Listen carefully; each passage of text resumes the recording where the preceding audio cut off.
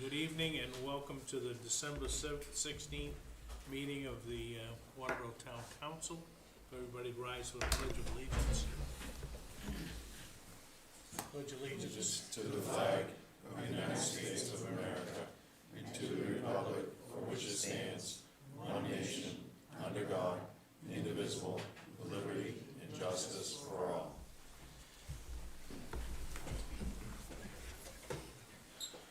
Welcome. We have no public hearings this evening. Any announcements from the board? John? No. Gary? Same. David? Nothing. Dwayne?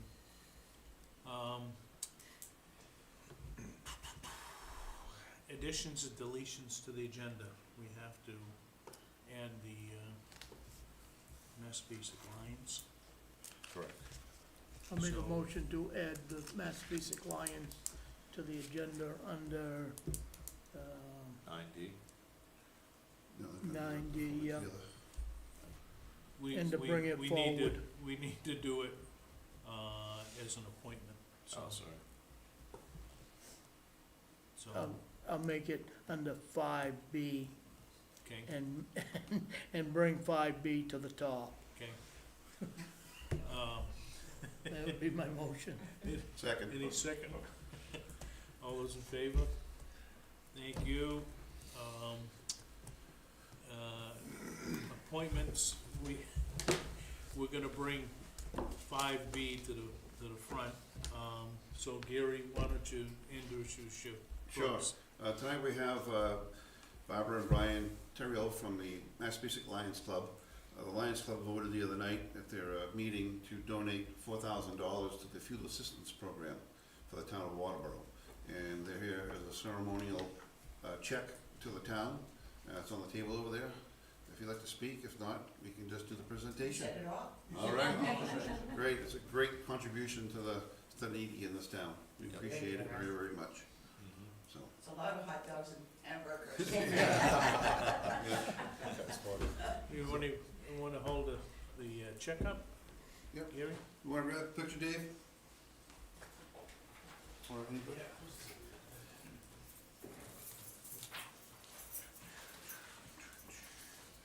There we go. Come on, Gary.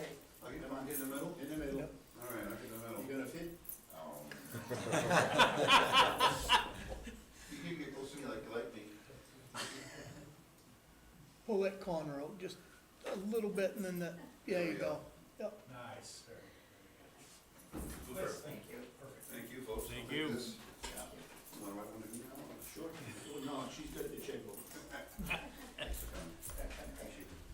Thank you. Oh, happy birthday. Glad to see you. Happy birthday. I tried to get out of coming because of that. I told him this morning it was gonna happen. Okay, good evening, Thanks. gentlemen. Thank you. Very much. Merry Christmas. See you tomorrow morning. Right on, sir. Okay. We'll see you. We have Jordan with us tonight, and we're gonna talk about the comprehensive plan presentation. So, I'll turn it over to you. Thanks, Dennis. Dave, will you pull that up? Thank you. So I have a short presentation, it should be about 10 minutes, and then some time for some question and discussion. First, I just want to talk about what is a comp plan, and then the update process, what that looks like. A few things that are important to know given recent legislative changes, and then questions and discussions.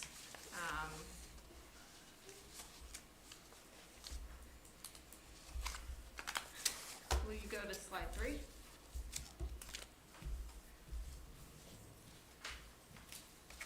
Okay, so for those of you who aren't familiar, a comp plan is a master plan for the future of Waterboro. It generally looks 10 to 15 years into the future.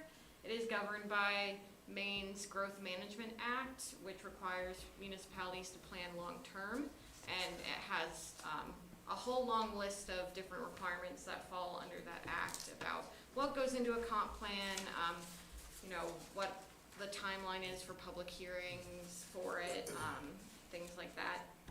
But in general, the comp plan is really built on three fundamental things: data, public engagement, and strategies, and it's all those things coming together. Next. So there are a lot of reasons to do a comprehensive plan. First, it captures and articulates the community's vision, so we'll get a really good understanding of what the residents of Waterboro want, and what they want for the future. It does steer the future growth and land use development in the town. That's one of the most important pieces. It communicates residents' wants and needs for the community, and of relevant to you all and to the planning board members who are here tonight is that it helps decision makers with things like evaluating ordinances, implementing projects, and adopting policies. It also helps staff with the same, so making sure that the work we're doing is supported by what the community's vision is.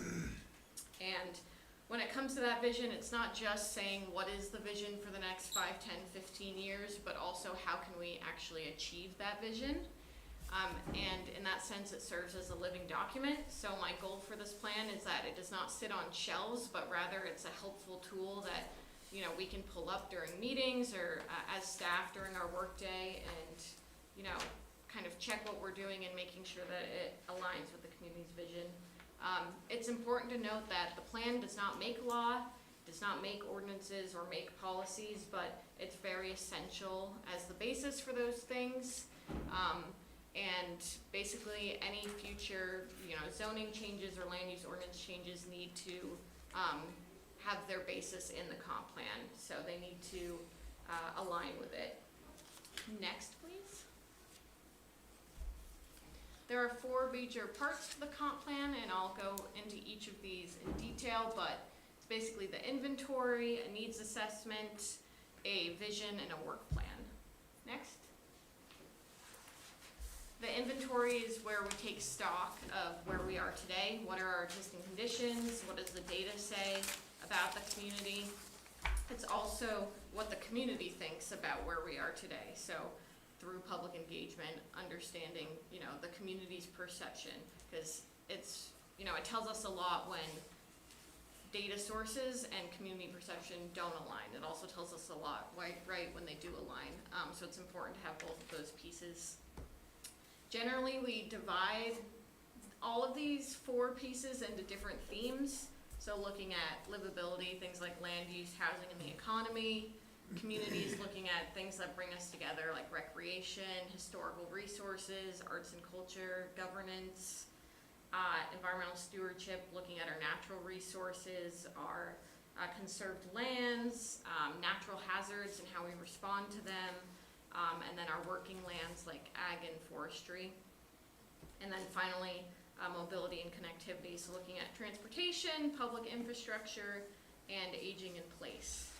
Next. For the needs assessment, that's where we really figure out like our status around the data. So what are our challenges? What are our opportunities? Generally, we do this by looking at the data. So what is the data showing us about, for example, you know, is the data saying, okay, we have a lot of young families, but we don't have a lot of starter homes or rental opportunities that support young families, for example.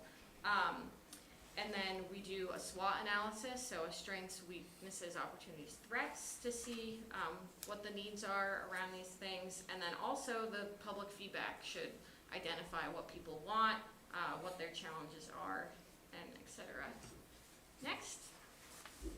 The third part's the vision. So what do we want and what don't we want? We'll do this work through an achieve, preserve, avoid, and eliminate analysis. So basically, what do we have that we want to keep? What don't we have that we do want? What do we have that we don't want? And what don't we have that we don't want? So what do we want to make sure we continue to not have in the community? We'll also craft a vision statement, so a very succinct, where are we going in Waterboro? What is it that we want for our future?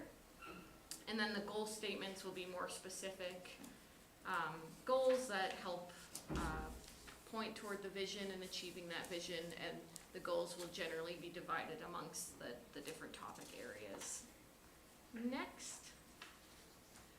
The last part of the comp plan is the work plan. This is how we achieve what we want and avoid what we don't want.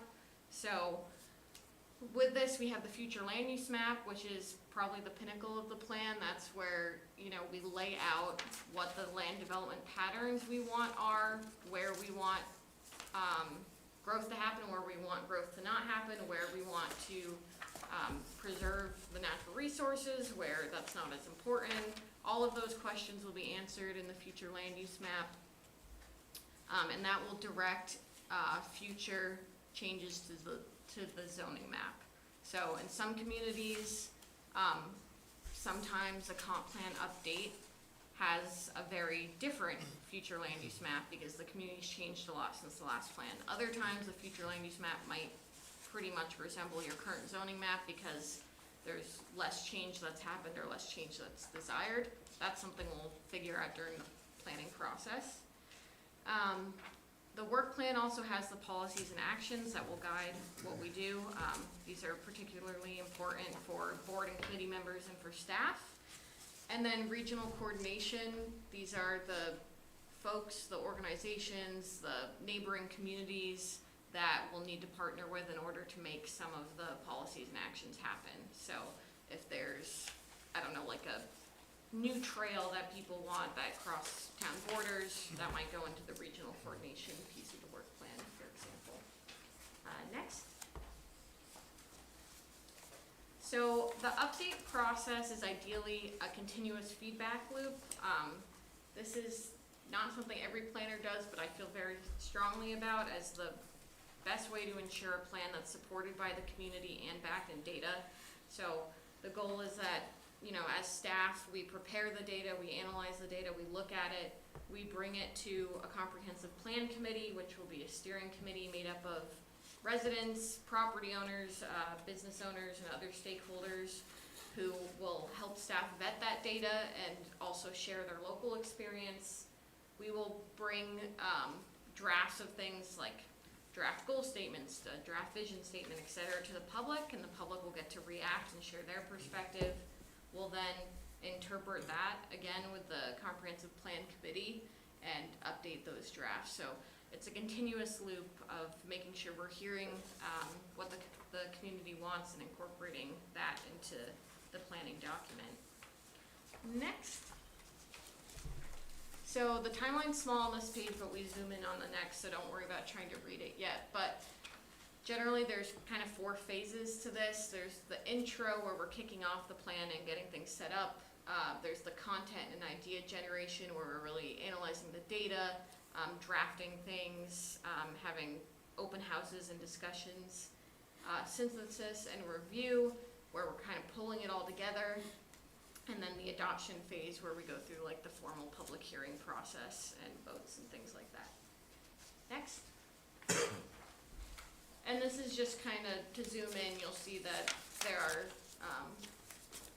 like staff, planning board and council meetings, comprehensive plan committee meetings, and public events all incorporated throughout the process to make sure we're getting key feedback at key points in the plan and letting the different parts of the plan really inform each other. Next.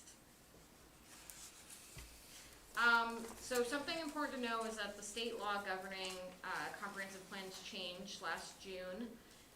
It's LD 1751 if anyone cares to look into it. The rulemaking for that statute has not yet been adopted. The new state office, the Maine Office of Community Affairs, is currently establishing a stakeholder group, which will then update that rulemaking and then eventually put the rulemaking out for public comment, and then it will guide what comp plans look like. We have a pretty good idea of what it will look like just based on kind of the legislative discussions around it and things that MOCA has said, and the statute has a lot of detail in and of itself. So we have a good idea, so it feels totally fine to start the process even though the rulemaking isn't finalized yet. It should be done by summer, and the comp plan process is generally about 2 years, so there's a lot of time to make any small adjustments adjustments that are needed to capture, any specific changes they throw into rulemaking that we don't expect. But overall, the new law emphasizes engagement, the needs assessment piece, and future land use. The previous law, if any of you worked on like the 2015 comp plan, that one emphasized a lot of data gathering. So that's partly why the plan is like 350 pages long. It's because the old law required this huge laundry list of data that, moving forward, you don't have to like include every piece of data into the plan. You can look at the data and help, inform it, but you don't need to make sure each number is written in the plan, which is, I think, a great change, and it's a cost-saving change too. Next. Okay, so that's all I had, in terms of information to share. I know a lot of you have been involved with comp plans before, but I just want to know, like, what else is important for you all as town council members or the planning board members here, to know about this process. So anything else you need to know from me? I'd love to know what would make this comp plan update successful in your eyes. Like, what are you hoping this achieves for the town? If you have any recommendations for members of the comp plan committee, I'd gladly take those. And then I'd also love to know what you would need to feel confident on voting on recommending the comp plan for adoption when that time comes. So what you would need from me, what would you need from the process, anything like that. So with that, I will turn it over to you guys. Do you plan on meeting with the former members of the comprehensive plan? If they're interested and willing to participate, I'd absolutely welcome that, yeah. I know there's a few of them that was on it that would like to be on it again. They've showed some real decent interest, so. Yeah, that's great. I think can be really So helpful. I think that's part of your history, Yeah, going back and forward. And Bob Powers was the chairperson, but he's fairly local. But he doesn't live in Waterboro anymore, but okay. lives in Hollis, but, and I'm sure that he would be thrilled to have input in the system. As far as, we're on TV here, but, we haven't created a comp committee as of yet. Yeah, But this is something that probably will be formed within the next month to two. I would hope that by February or March, this comp committee is joined together and is working with you, you're working with them, to get this rolling, by early spring at least. yeah, I think that's reasonable. Yeah.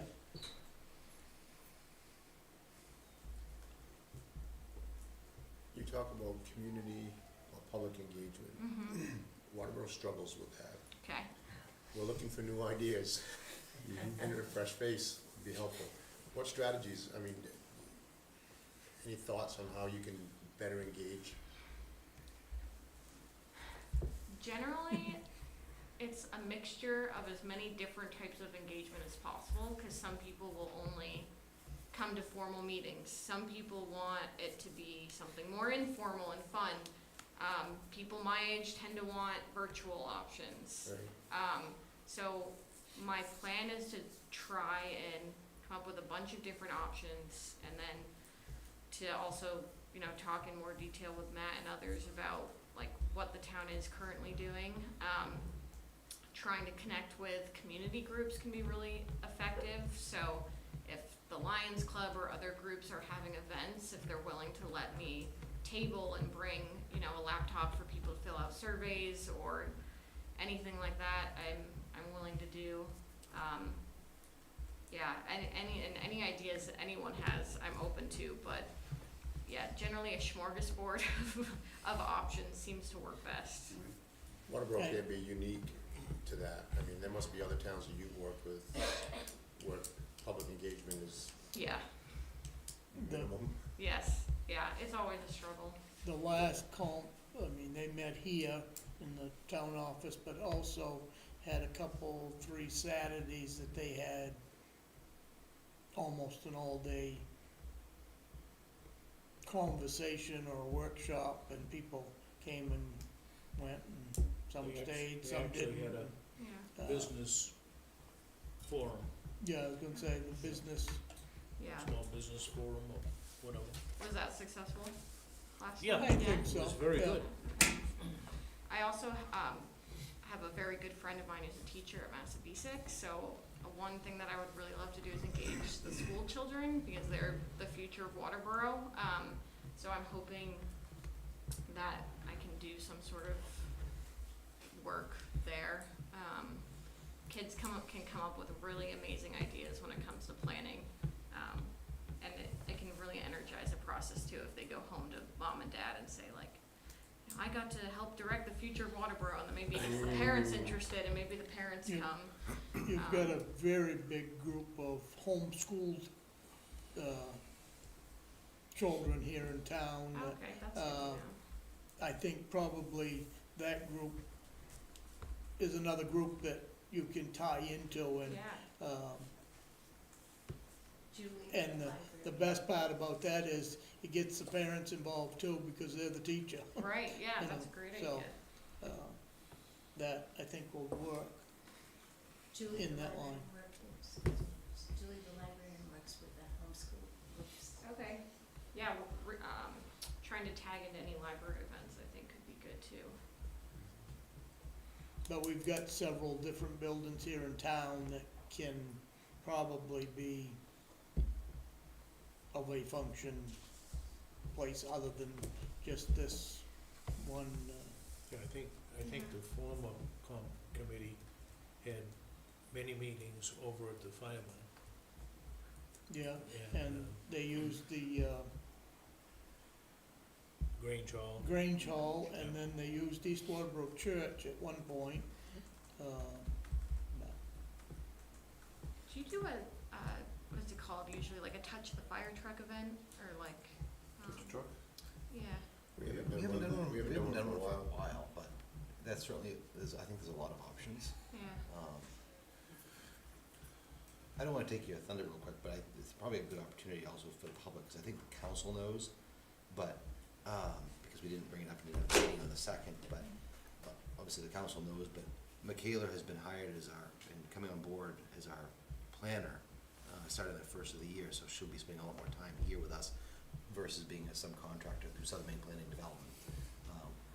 I know Thank I'm you. very excited. I Yeah, think she brings a very much so. different level of energy, and I think that's gonna be great for our community. So I think moving forward, we're really excited for this opportunity, and I think this comp plan is a great opportunity for us. And when we looked at what it was going to, the cost and what was gonna be involved with it, it even made our decision more, that we made the right decision. I think we actually talked about the comp plan after the fact. But obviously, we had Tom Ursher was years ago, and we haven't had a dedicated planner to Waterboro for quite some time, so it's a very exciting opportunity. Absolutely. A community of almost probably 10,000 people, and it grows and grows. yeah, and with all the state focus on Yeah. planning recently, a community of your size, yeah, could definitely support a planner, and I'm very excited, I've loved working with Waterboro just in this capacity, I'm excited for it to be. Yeah, More. we created an action list Oh, great. from the previous comprehensive Oh, yes, plan, yeah, right? yeah, So, and that was when Gary was here, Gary Lynn. In 14. So, It's been a long time. so it's ran out of gas, Right. so to speak. So, And our comp plan is 10, 11 years old at this point, Yeah. so it's due. Still got the water slide on Ospey Mountain on your action list? huh? Water slide on Ospey. Right next to the casino. well, if you have any thoughts that come into your head specifically about community engagement, or what you think would make this plan successful, like what would be useful for you guys as council members? Right. just drop me a note. Happy to just take it all in, and especially as I kind of set up the process for it, all that information is helpful. Good, Well, thank you for coming aboard. thank you. Yes. Uh, If this is any indication of what it's gonna be like, it's gonna be a good ride. Thank you. Yeah, I'm excited. Thanks for your time. Thanks, Michaela. Any public comment? Correspondence, we've got the financial reports, motor vehicle reports for October and November, water district meeting, minutes, August through October 15th. If you need a copy of those, you can either find them in our packet, or you just give a call to Laura and, we'll get you a copy of it. Just a thought on that water district. 3 years ago, 4 years ago, they said that they needed to shut that tower down to sandblast and paint the inside of that tower, and No movement on it's that. no movement at all, and I don't know, it ain't getting any better down there. How old is that, do you know? Gotta be, 83 maybe, Oh, yeah, wow. 90, in the 90s, early 90s. Yeah, yes, 90, not 80. wow. 91, 92. I think that was put up. M&H Logging ran the water system, back in the day, so, and they were funded by mostly the DEP, so. Oh, And then DEP gave the water district a check to run it after. oh, So that the average household bill was no higher than the average state bill. So But there we was, got like $300,000 in cold cash wow. that they There was quite a invested. bunch of money back then, So, but,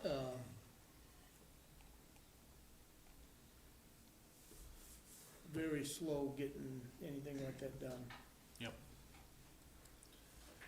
okay, council reports, anything, Dwayne?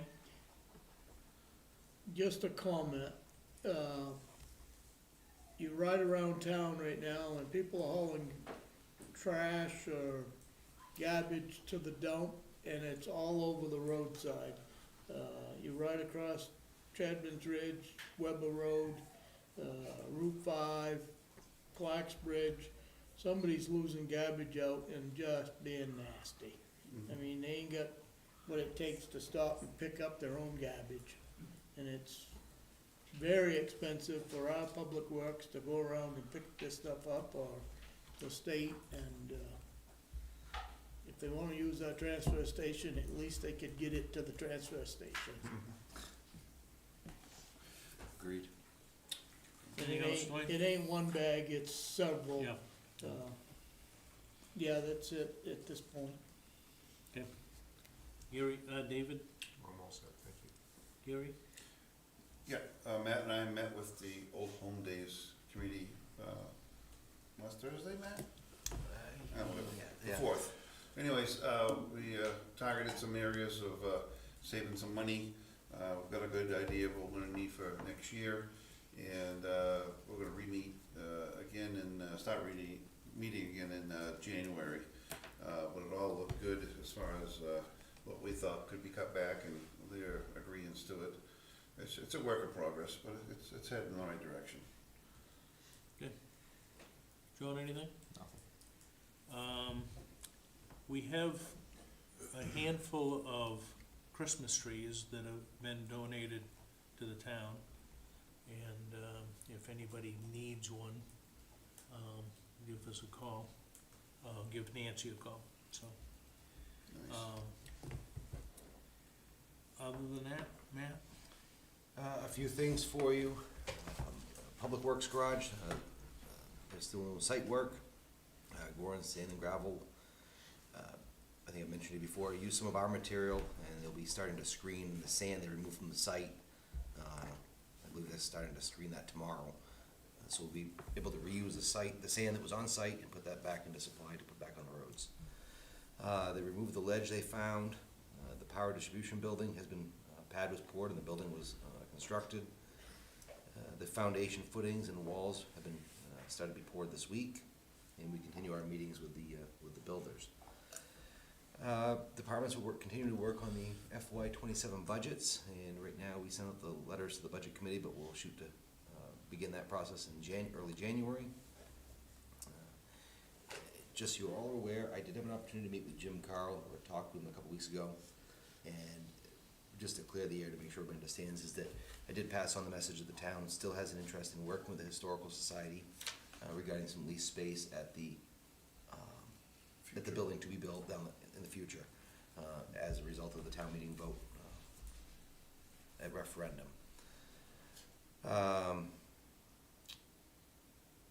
Laura, I think I mentioned to Chairman Abbott about the personnel policy, but we've noticed a few errors in it, but we want to go through and do some housekeeping as far as the language of titles have changed with the charter change. So we'll have a list to you guys for those corrections for January 20th.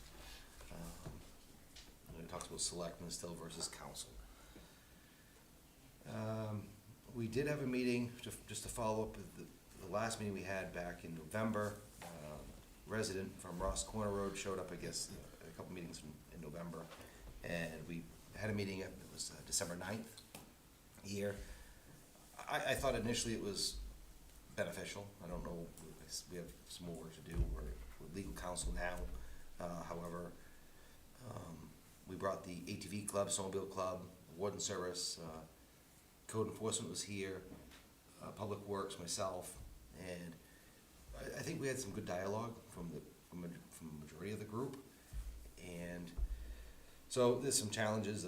I guess one or two residents are challenging us now that they don't believe that the information they heard was correct.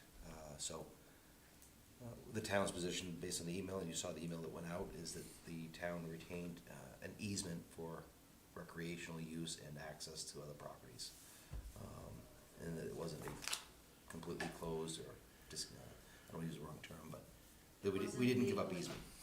The discontinuance was not legal. Correct. Has that been found to be correct? We're based Or are we still on, waiting on legal? based on statute and procedure, it was not done legally. We have been challenged, it's now back with our legal, and we have a meeting with them tomorrow Okay. for further. Because it isn't going to just encompass the two roads that we discussed before, it encompasses that whole group of 1955. 55, yes. Yep, Yep. so. In your packet, we've talked about it, but in your packet is the York County document for the sheriff's office. We are still working on we have several openings. Obviously, we have two positions opening at the fire station for firefighter EMTs. We've been advertising, interviews are ongoing. We have 3 more scheduled for next week. Code enforcement officer is still pending, and we'll be soon posting the transfer station position. For those of you that aren't aware, Terrence Garrity did work for the town of Waterboro, and he passed away a little over a week ago.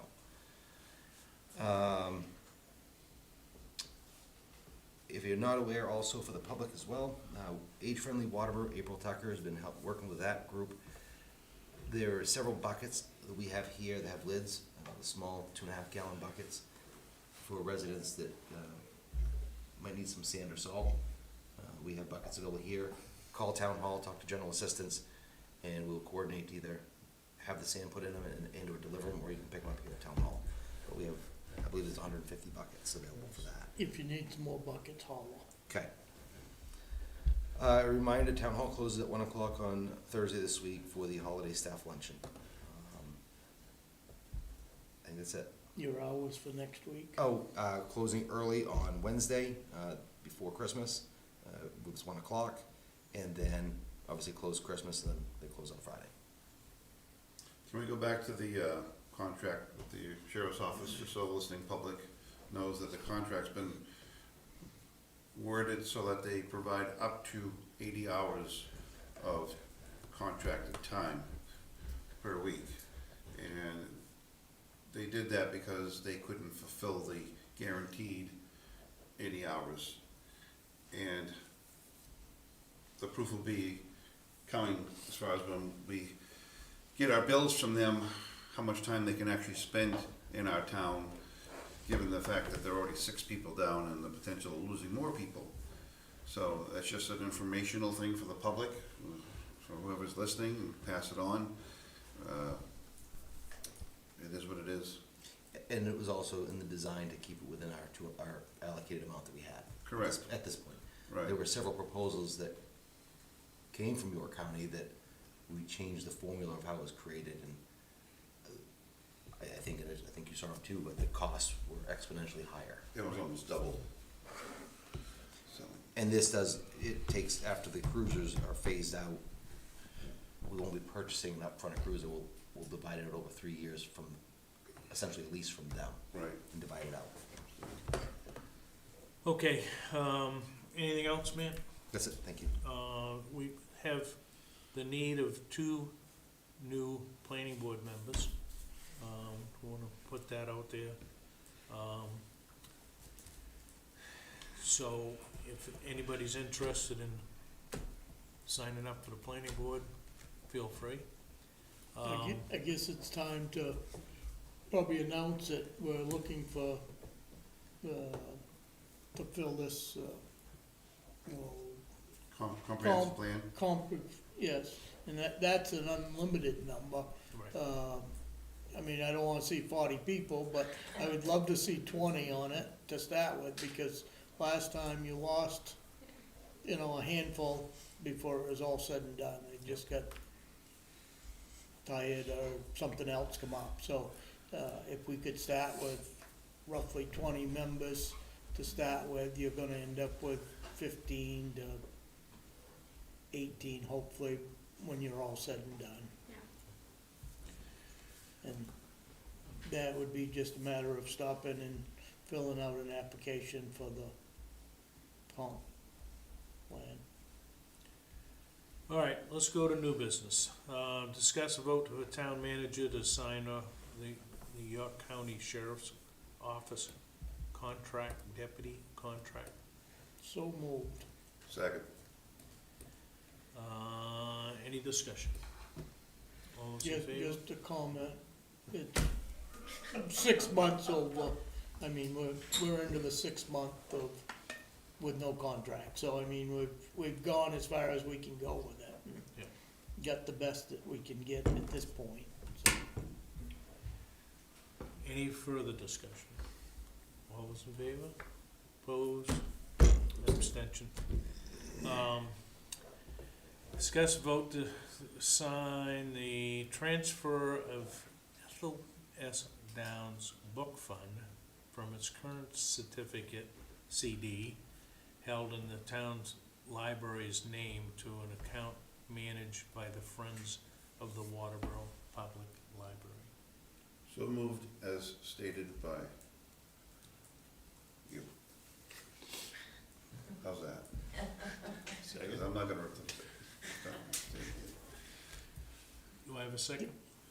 Yeah, so it's all good. Any discussion? Sensing none, all those in favor? Opposed? Discuss vote to appoint a member to the Community Garden Committee. Make a motion that we appoint Catherine Pelletier to the Community Garden Committee at her request. Second. Any discussion? All those in favor?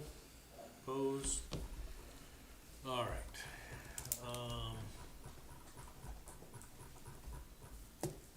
I'll make a motion to accept the minutes of the November 18th. No, we got old business. Discuss Okay, vote I'm on, jumping.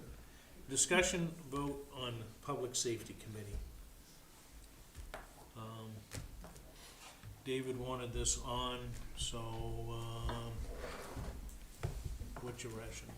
So, the committee is, feeling frustrated at best. No direction from this board. They're feeling not valued, underused, and they're questioning, and I also am questioning, is there even a need to continue this committee? With the charter, the way it's written, the town has a safety officer now. Do we want to continue this committee? And several members have clearly stated their frustration, to the point where we almost didn't have a committee at the last meeting. But rather than go that route, I'd rather have the board make a decision as a whole. Any discussion? Well, I'm thinking back when this was created many moons ago, when I was with the sheriff's office and meeting with those people, the government structure was completely different than it is now. Completely different. And there's only so much we could give them to do on an advisory level. But ultimately, we have a town manager sitting in the office here that can make decisions and has direct contact with the sheriff's office and really good contact with the fire chief and the fire department. So I would be willing to say that that committee has run its course. And, you know, thank you very much for your service, all, you know, whoever's on it now. But it's probably time to abolish it. That's my thought. I guess I gotta agree with you, Gary. We had fire station, we had, people looking for a full-time police department, we went to the sheriff's department. This stuff was all in the works when this committee was started, and, things have all fallen into line, and there isn't a lot of work for them to do, so.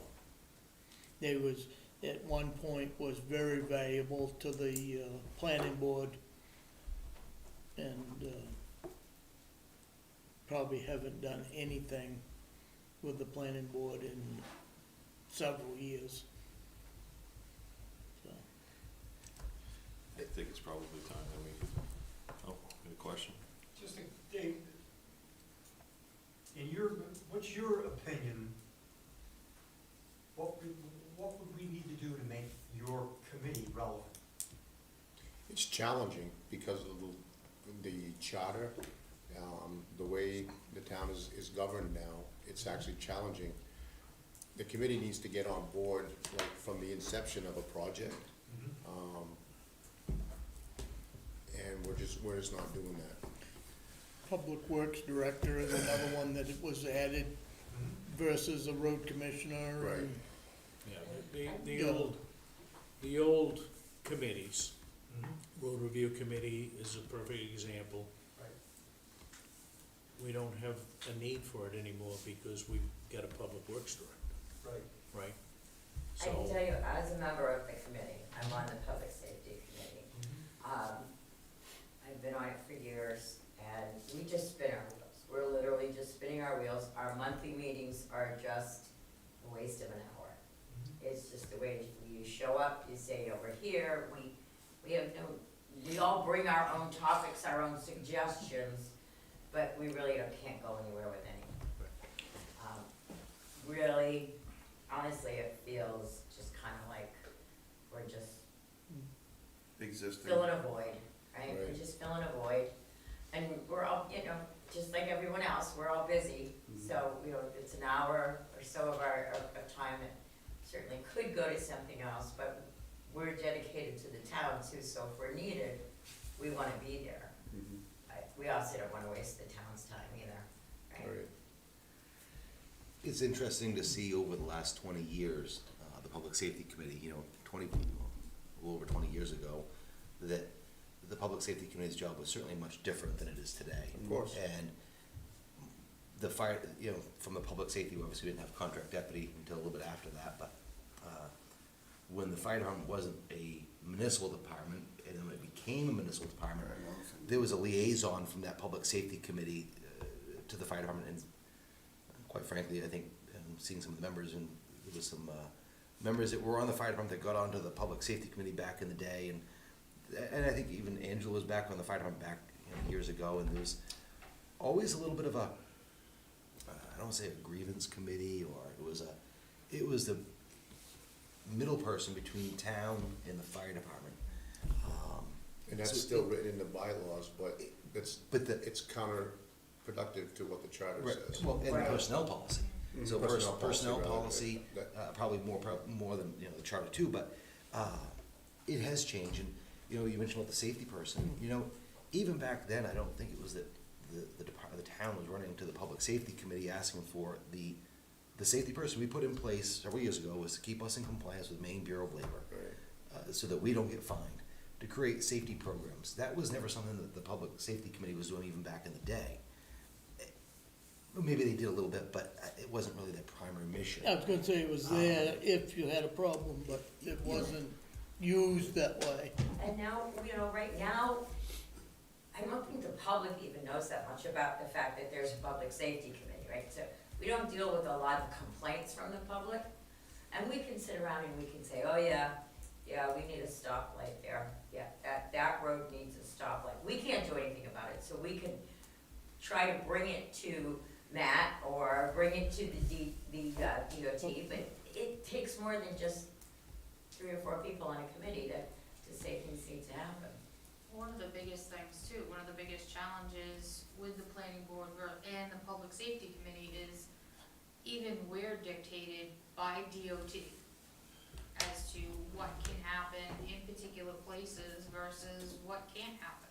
Yeah. We've got a project that's being held up to a point right now because DOT said, no, it's either this, this, or this, when there are other options that can be put into place. So even we're being held up, slowed down, at a stall on different things because DOT says, no, it has to be A, B, or C.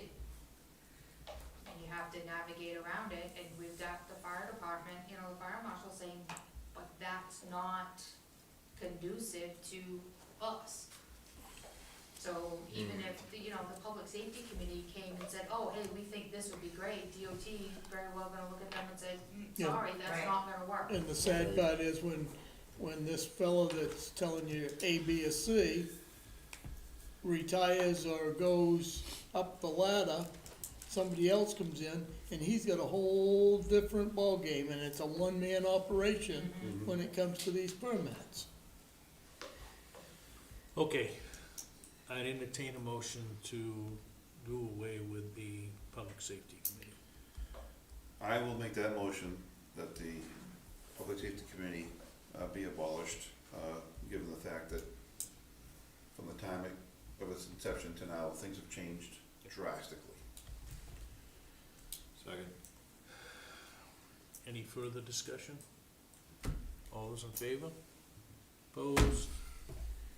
One extension. No, I think it, Oh. I think you're opposed, right? I did.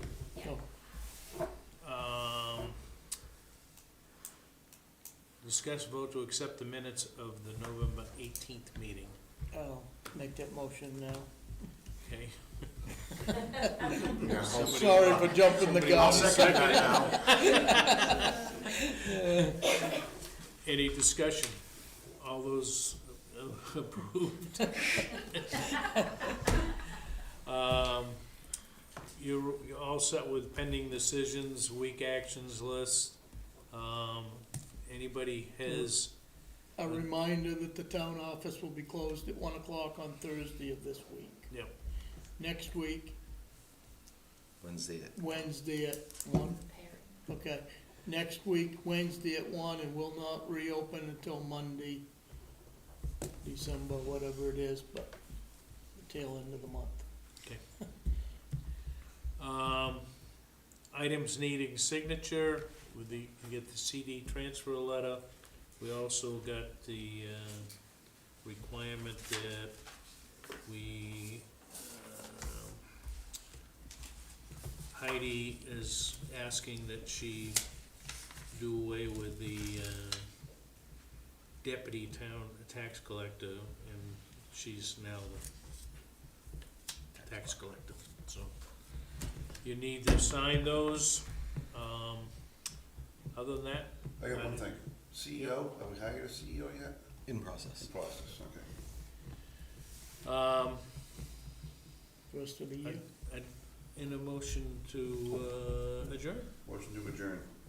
Seconded. any discussion? All those in favor? Thank you. Good Can I night. get two of you